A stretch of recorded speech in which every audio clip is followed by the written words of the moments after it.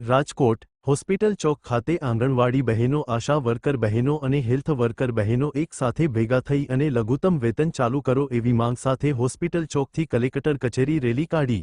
અહેવાલ સંજય પોપટ। મારું નામ સંગીતાબેન રાવલ છે।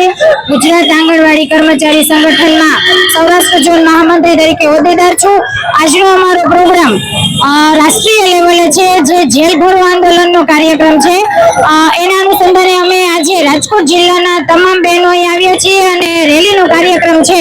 હોસ્પિટલ ચોકથી કલેક્ટર કચેરી સુધી રેલી કરીને બહેનો જશે અને આવેદન તો અમે ઘણા આપ્યા, પણ છતાં સરકારની આંખ ઉઘડતી નથી, કોઈ પણ પ્રશ્નનો ઉકેલ આવતો નથી।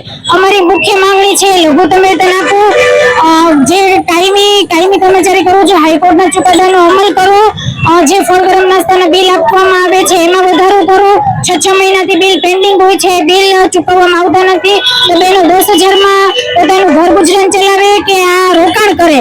આવી અમારી અનેક પડતર માંગણીઓ છે, જેનો સરકાર તાત્કાલિકના ધોરણે ઉકેલ લાવે।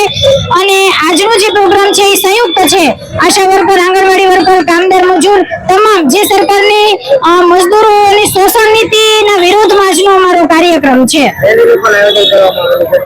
આ રેલીનું પણ આયોજન છે, હોસ્પિટલ ચોકથી કલેક્ટર કચેરી સુધી રેલી કરી